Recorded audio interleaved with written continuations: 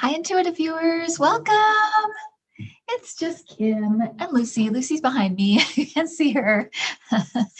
She's asleep. So I wanted to begin by giving you some information.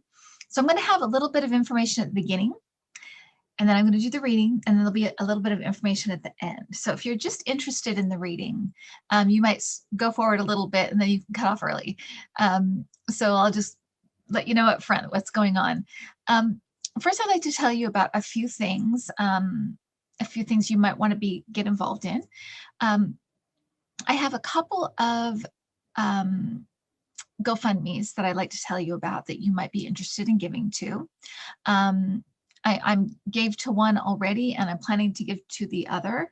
The first one is a family that you might have heard of already, because the video is really popular. A lot of people have seen it already, but it's from the Needy Homesteader. This is a YouTube channel called the Needy Homesteader. It's a woman that does it. Needy meaning like kneading bread, like K-N-E-A-D-Y, homesteader, and she gives recipes and teaches people how to do things the old-fashioned way, making bread and canning and stuff. And she has a husband and 8 kids between them. Unfortunately and sadly, she and 2 of her children and her husband got in a horrible head-on collision car accident. He was killed instantly. She broke all of her limbs, so she is in the hospital recuperating. Her children are with, I think, a relative. They also had broken bones, both of them, several broken bones for each child. It was two of her younger children. And it is a GoFundMe for them. So it's a very sad story. And if you're going to watch the video, there is a video where she's in the hospital. She's explaining what happened. It's very emotional. If you are a empath, it is very hard to get through. I'll just warn you. It took me 2 days to get through it. I felt like I wanted to understand the story. I was unfamiliar with the family, so I took 2 days to get through it. It's very, very emotionally difficult. So I'm just warning you. But if you want to watch the video, it's on her channel. And if you'd like to give to the GoFundMe, it will be below. Okay? It's just for the family, because now, as she says in the video, she's the breadwinner. Her husband is no longer here. So there you go. Okay, so there's also a more personal connection to us, a lovely subscriber named Sandra. I did kind of I guess, emergency reading for her this past weekend. She had a tragedy in her life. She went to walk her dog. Within the time she went to walk her dog, she ran an animal sanctuary, and she had a home, and it burned to the ground while on her walk. So she came home, and she had lost several of her animals, and her home in this animal sanctuary just gone. So she also has a GoFundMe, and she is going to build back bigger and better. She's just a lovely, lovely person. And her reading was very clear that, you know, she was going to go forward and do what she had been doing. So she had a very interesting, fascinating reading, but it's, you know, personal to her. So I'll leave it at that. But please help her to rebuild if you can, if you have the ability to do that. If you have any other way to help, if you can think of any other way to help, or you know something, or you can help in some way, you can also send me an email and I will forward it on to her. Just put Sandra and put like help or Sandra assist or something like that in the description, and I'll just forward it right on to her. Okay. The other thing I want to ask for is prayers for James and Nevra. They're a married couple. James is suffering from lung and liver issues, and Nevra is suffering from asthma and diabetes. She wrote and asked me if we could say prayers for them. They are in Central Arkansas. Okay, so if you can send out healing love and light to them to help them get through what they are going through. The other thing I'd like to tell you is I'd like to do a special healing session I believe it's going to be this Sunday. It will be probably at sometime between noon and 2. I haven't decided on a specific time, but I'll put it on my community page. I'll put it on my Twitter, and I'll put it on the YouTube channel. So it will say the time and the date. And we're just going to gather together and send some healing love and light to 2 lovely ladies who are very, very ill and going through a difficult period of time. So, and we'll just be doing a healing session and hopefully helping them to either begin the healing process or to heal. So that is what our hope is. And then I also want to tell you about Christina. She had a bout with the disease, and she overcame it using her spirituality and gratitude and things like that. So she has put together an 8-week course that she does to help people that are suffering with disease and that they might need help getting through it, and to use their other things that they can use to help heal themselves. And then she also wrote a book for adults and a book for children. So I'm going to put all of that information below as well. And then finally, we have Melissa, who has put together a bunch of different websites that people can go to if they are suffering from PTSD from what we just went through with Donald Trump, with narcissism abuse. It may have triggered some old things from you if you've suffered from it before, gaslighting, that kind of stuff. So she's put together some websites that might be of real help to people. And that was just very sweet of her to do. So she put those together and said she's just an offering to you all if you feel like you're having difficulty with what we just went through, and if you need help sorting that out. Okay. So I'm going to go on to the reading now, and then I'm going to, at the end, talk about my cemetery visit and give you a little more information on that, because I've had a lot of questions about that. So I'm going to do that at the very end. So if you're not interested in that, you just want the reading, then you can, well, we're going to start it right now. So I'm going to get my pen and we're going to start. So somebody wanted me to look at the awful Asian American violence and hate crimes that have been happening, and to see kind of what's going to happen, if there are any other big events coming. I will say a lot of times with acts with individuals, it can be hard to predict, because they can change their mind. Somebody can turn them in, things can happen. So I'm going to go on what's happening right now, where I see things right now. And hopefully that will give us at least a little bit of a picture of where we are. Okay, so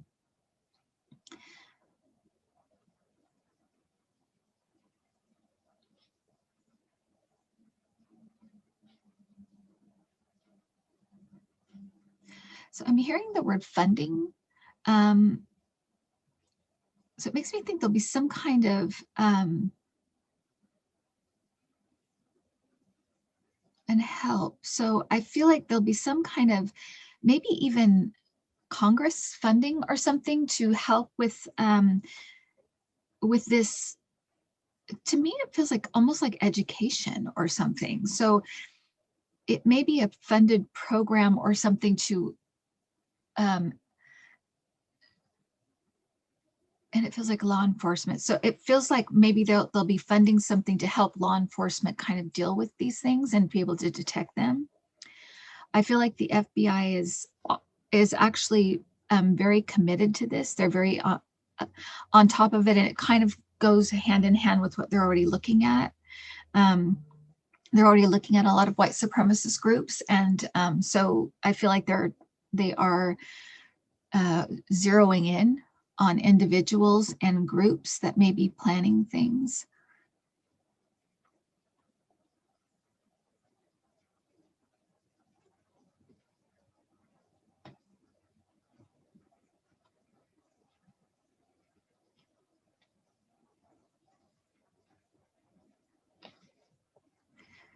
just heard the word martyr. So I don't know if somebody may be singled out for a specific crime that happened to them, or a specific, it kind of reminds me of George Floyd a little bit. So I don't mean the police officer thing, but it feels kind of bigger like that, and kind of predestined in a way to stop this. And it's weird because and I've got chills right now. It doesn't feel like it's inevitable necessarily, but if it's needed, it feels like this is something that could happen. So, and those kinds of events, as we saw, can trigger outrage and could trigger protests and trigger change. So, but I feel like that is, I've got chills again. That I feel like it is, and for those of you who don't know, when I get chills, that's just my guide's way of saying, like, that's right, that's correct. And a lot of times it will come when I'm kind of like, is that right? Because I'm not quite sure what I'm getting, but they're saying that's right. So, but it doesn't feel definite. It feels like if things can move differently and move forward and change this, that it can go that way. But if things don't change and they get stuck, that this is an event set up to move things forward. And it feels like it would be a man.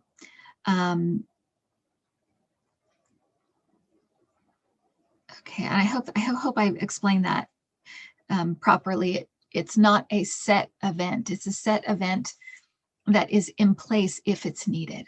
Okay, spiritually speaking, whether it's in their contract or it's spiritually predestined if needed. Okay, not everything that's predestined is put to use. You know, sometimes things work out differently, or we change the course in some way. We don't need these bigger events that give us that pull attention to a specific cause. So okay.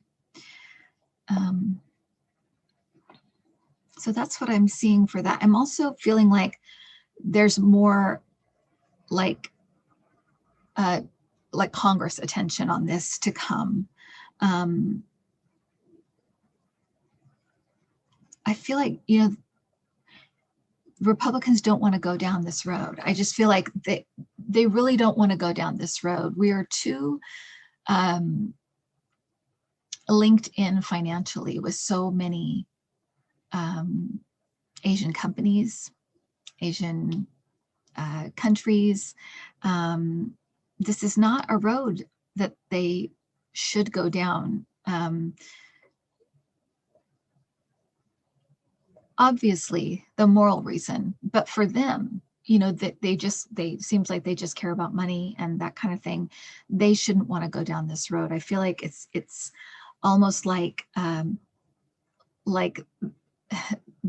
they can't stop themselves. They don't know what to do to stop this train. They're just awful. And they can't backtrack. They can't apologize. So they just keep going forward, and it's going to hurt them a lot. Continue to hurt them. Okay.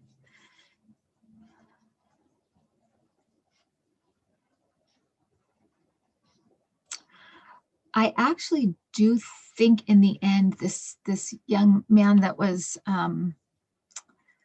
that committed these murders at the massage parlors, massage places, that he is, and the aromatherapy place, that I believe it feels like they're really pushing, and they may succeed at charging him with a hate crime. Okay. Okay, so that's what I'm getting on that for right now. So I will check in again later with that on another video. We'll see where we are then. I want to look at, somebody asked about like the minimum wage, universal health care, that kind of thing, seeing kind of where we are, if we're going to kind of get rid of the filibuster, what's going on there. So I'm just going to look at that real quick.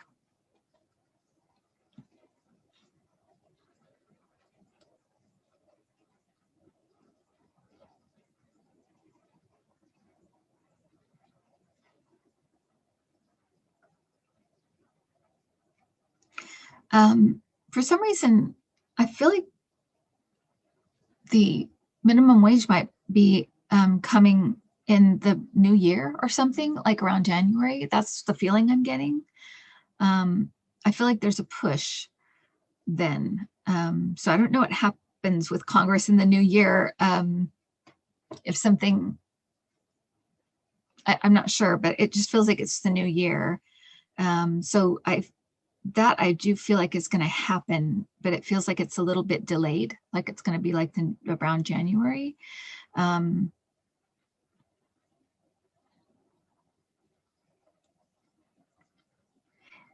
So universal healthcare, I'm hearing piecemeal.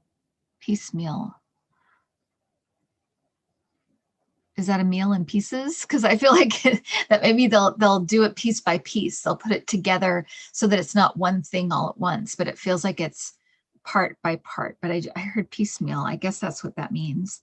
And that, it seems like it will continually get better, and it will so like rates will go down, it will expand, there'll be more ways to get free stuff, like your mammograms will be free, or that kind of, like, it seems like they'll make some services free, and then it feels like it just kind of keeps rolling along like that. To me, it seems like somebody just said threes. I think it may be about 3 years before it's completely, like universal healthcare, but it feels like it's little by little pieces. So that's what I'm hearing for that.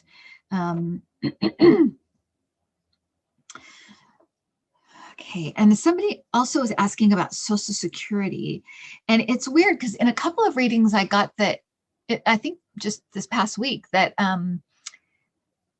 that something was going to be changed in Social Security. So, and I felt like they might lower the age to get people out of the job market so that younger people can get in, like to make people retire earlier. That's what it felt like, and that's what it like came out as. So that's what I think is going to be happening. But let me look at that also.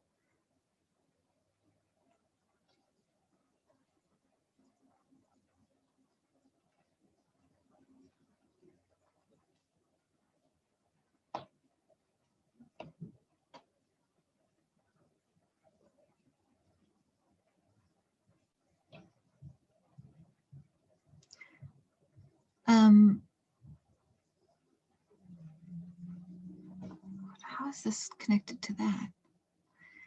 They're connecting this like to infrastructure for some reason. So maybe they put something in about working or something. I'm sorry, I'm burning incense, so I've got like my throat. Something about infrastructure, which is weird. So maybe it's added in as something like some kind of so if Republicans vote against it, they look like they're going against Social Security or something. I don't know. They're putting it together with infrastructure though, or unless they do it kind of at the same time, or they're tying them together. So I'm not really sure about that. If you have any intuitive thoughts about that, just put it in the comments, because I'm unclear as to why they're marrying Social Security with infrastructure. I'm not really sure why they're doing that. So if you can think of any reason why they would do that, I'm not sure. Okay, and Joe Manchin is coming up.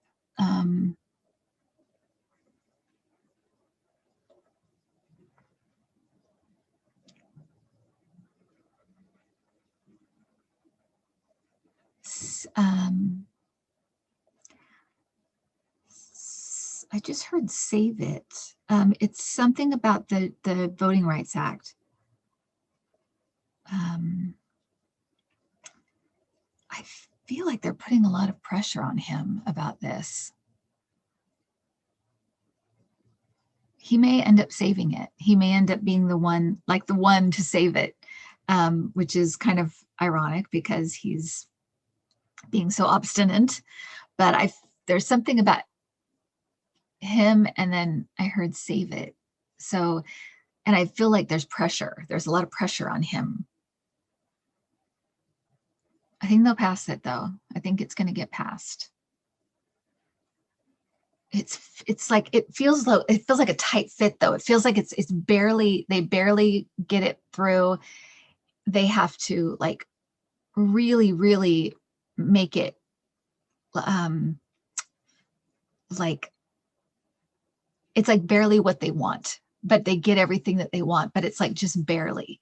So it feels like that there's something about that as well. So, but I feel like they do get it through. It's just a lot of, it's by the skin of their teeth. It's very, very close. Okay. So, but I do feel like that's going to pass, which would be fantastic. Okay. And then somebody asked about the new variants in COVID and kind of just where we are with COVID.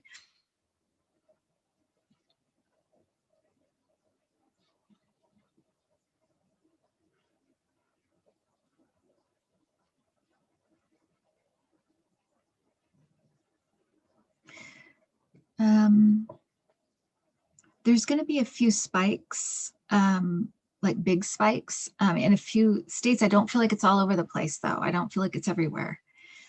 I think Florida might be one, unfortunately. And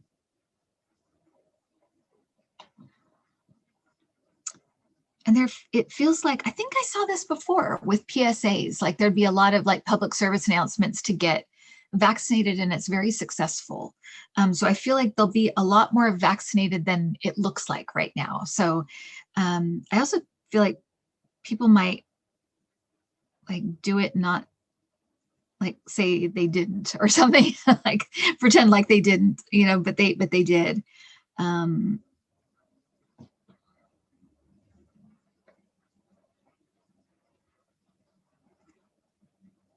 But yeah, the PSAs are, somebody said they're key, like they're just very strong, and they are, there's a push, like pushes locally. To me, everything feels like billboards, like things you'd see like in your town, that kind of thing. It's meant to be like that, like it's like small towny, kind of like in your area, and it's all over the place.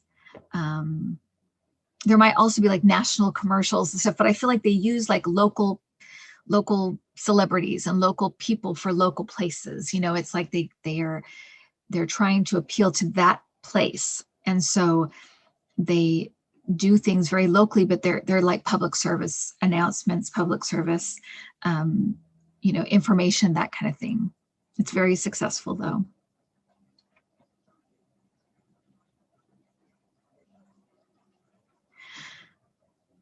So we're going to do it. We will like reach the herd immunity, the 70%. I think it's 70%. They're talking about the scares of like new strains, but it won't throw us completely off course. It will just be like things popping up here and there, but it will be more of a scare, and it will be more of a fine tuning the vaccines and things like that. It will be, and I feel like this is over a period of a couple of years, and it's, what it reminds me of is like, how every year the flu shot changes, and they change it a little bit for the whatever kind of flu is going around. It's like that. It's like they tweak it for new strains, and it doesn't throw us off course completely. It kind of just makes us deviate a little bit, and then we have to get back. So, and I feel like it's a couple of years before it's like it's done, like we're pretty much free of it. But I feel like the shots will go on for a while. It will eventually be eradicated, though. It will eventually be gone completely. That seems a little further out, though. So it looks like we'll be living with it for a while, and there'll be like things that pop pop up here and there. And, you know, listen to the experts. That's all we have to do. Get your vaccine. Once you have it, you know, stay with people in your bubble that already were also a vaccine you can take. You know, you cannot wear your mask. I think if it's like family, close family, wear your mask in public, wear, you know, social distance, wash your hands. If we do all that stuff, we're fine. Okay. So just listen to the experts is basically what we need to do. But that's kind of the timeline, it seems like. And that's kind of the way it feels like it's going. It's like there'll be these little things that kind of sprout up and are like, oh, is this, you know, the new, you know how the news is, but it's not. It's just kind of like tweak it, and we'll keep moving forward. Okay. I wanted to look at Weiselberg. I think that's his name. The guy who is in charge of Trump's finances. I wanted to look at Michael Cohen too to see what he's talking about.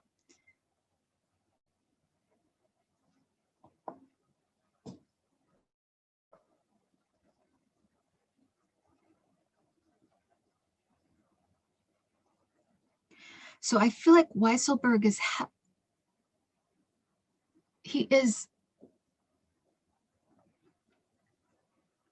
he's helped a lot. He's given a lot of information, but he's holding back as well. He's holding some things back.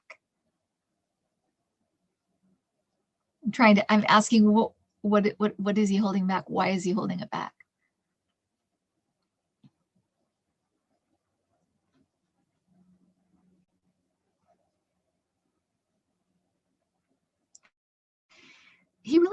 It's interesting. He comes across as though he's very fond of Trump. He really likes him, which I don't understand at all. They always say like how much charisma he has, and he's just so, to me, he does not have any charisma at all. He's just horrible. So I don't get that at all, but I feel like he's very fond of Trump, and he wants to seem as though he's fighting, he's fighting what's happening. He's fighting the system, but I feel like he's given a lot to them. He's given them enough. Let's just put it that way. He's given them enough, but I feel like he has held some things back. A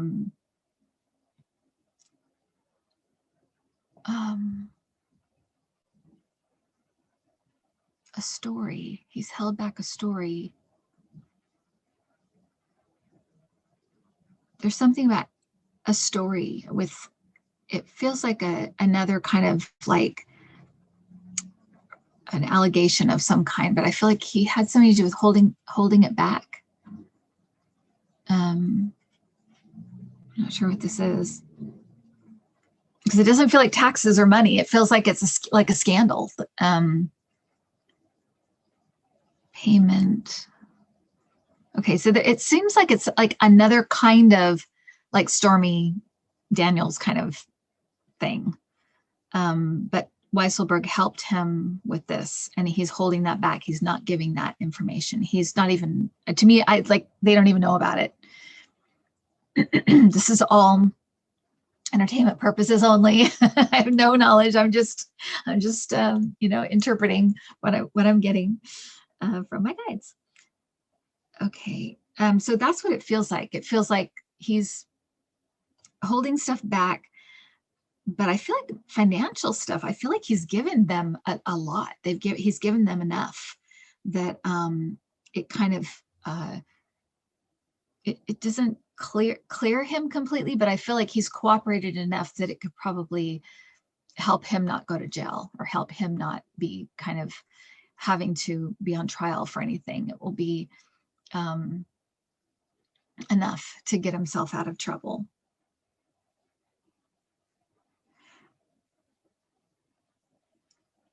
I just heard again, the hammer is coming down. I just heard that again. And if you guys if I ever like say I just heard and you guys hear something, like let me know, because sometimes it feels so loud. I feel like you should be able to hear that. But it's in my mind's ear, but sometimes it can feel like it's so loud that I feel like you can hear it. So if you can, let me know if it ever like comes across on the video or something, or whatever, or you might hear it also, just like in your mind's ear or whatever, let me know, because I'm always curious about that. Okay.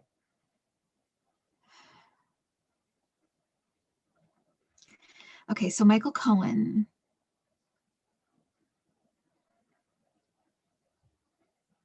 God, every time I look at him, it's like he is so determined for Trump to go to jail. That's what he wants. That's all he wants. He's determined to make that happen.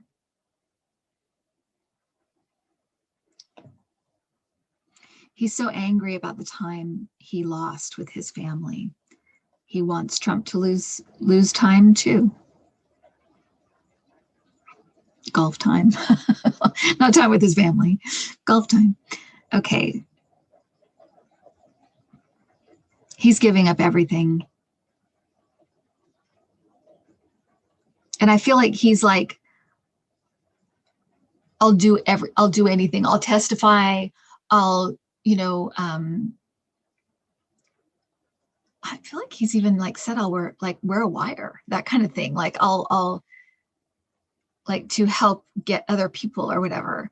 I don't know who he's still talking to in that circle, but it feels like he's, oh yeah, I've got chills. So it feels like he's like, I'll wear a wire. I'll work for you basically to get this accomplished. So yeah, he's on the rampage, you guys. He really, really is. Oh my gosh. And I feel like he's giving them everything that they need. He does have, to me, I feel like he has inside, like some kind of inside, like loan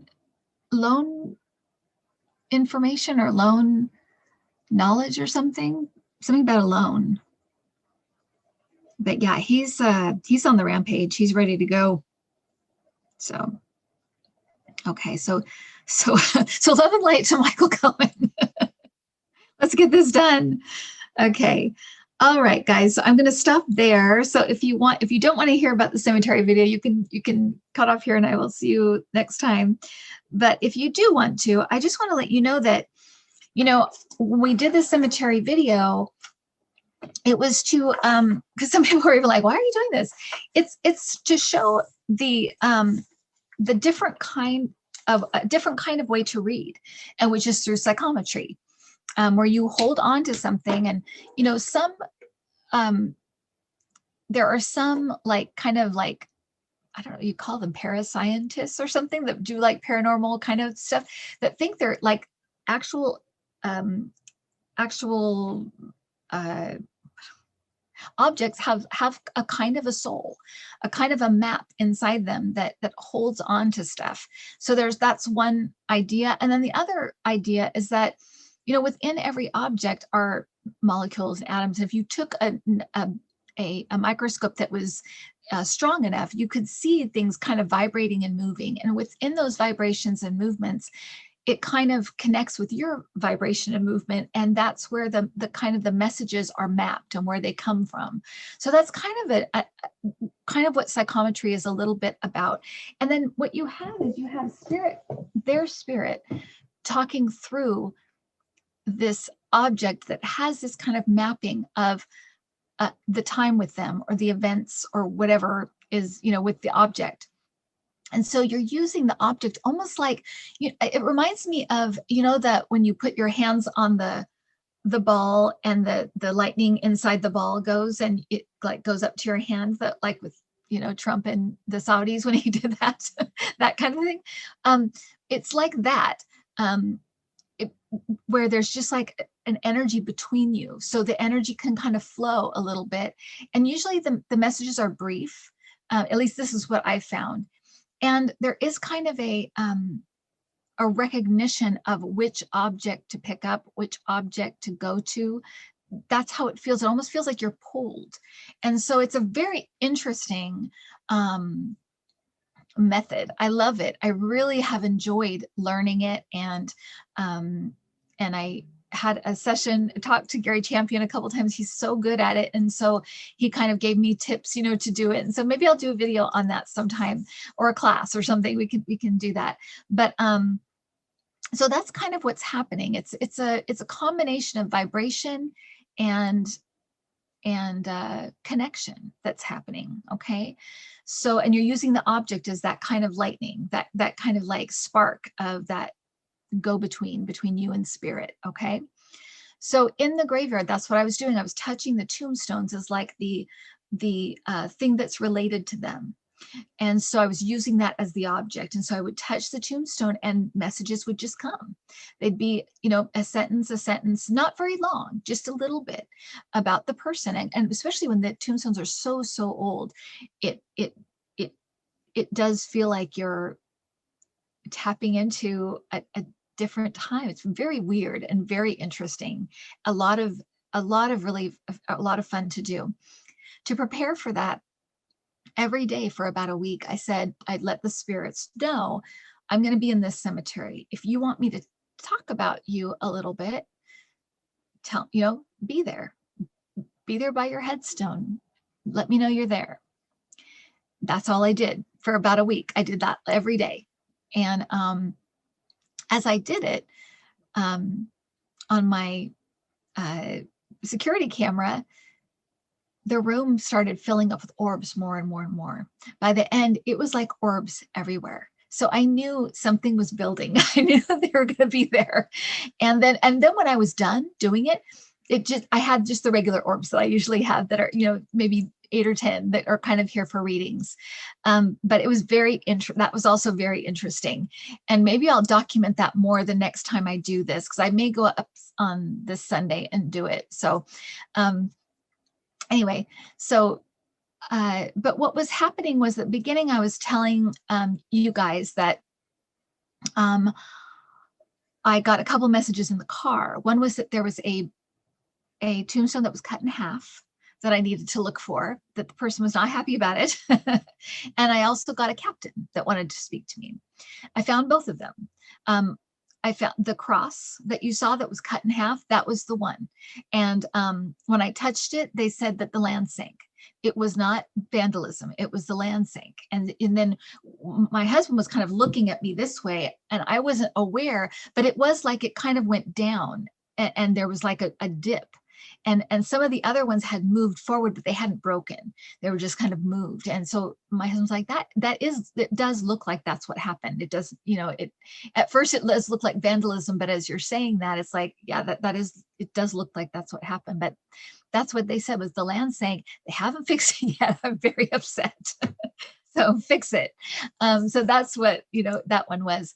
And then the captain was the one with the blue stones. And somebody asked me if I brought the blue stones with me. I didn't. But when I walked up, there was all these blue stones and there was a happy face made out of the blue stones. And he did not like that. He did not want it there because he's like, that is not my personality at all. And he felt like he was very super, did everything for kind of his career, his men, he was very, patriotic. He was dedicated to his service, that kind of thing. So, and he was like dedicated to his family as well, but it came across like this was something he was very proud of. So he was like, this is what I want. And he gave me a vision of an anchor. I did the best I could. I kind of think this is what, but that's what that was. Okay. And then, the last one we did was the kinetic kind of energy form with the SLS. And somebody said, it just looks like that because that's what the stone was shaped like. And it's like, no, that's not what that is.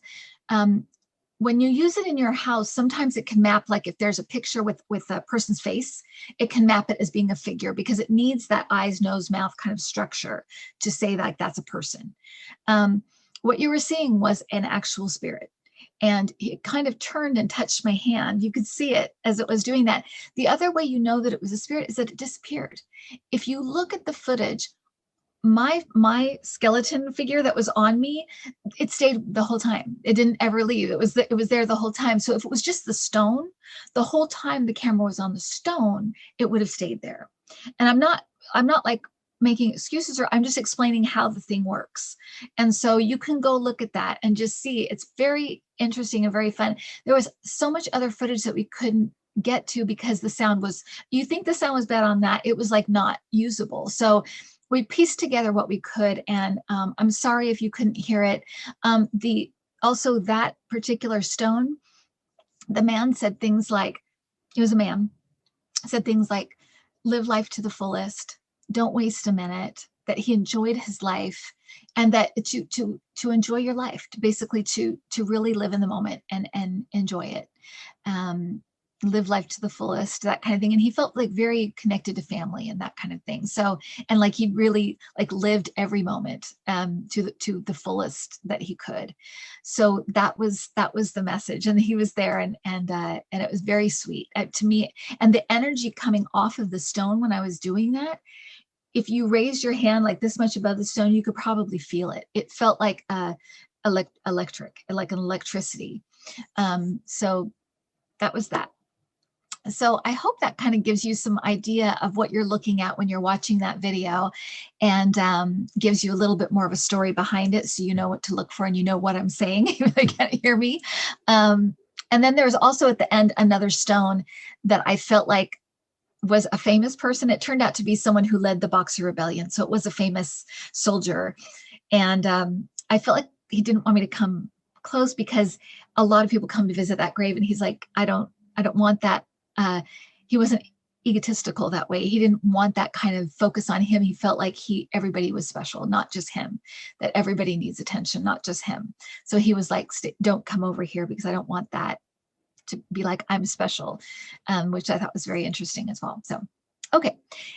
Everybody have a great day, a great weekend. I will probably see you on Sunday because we'll do the healing session together, and I will talk to you soon. Okay, bye guys.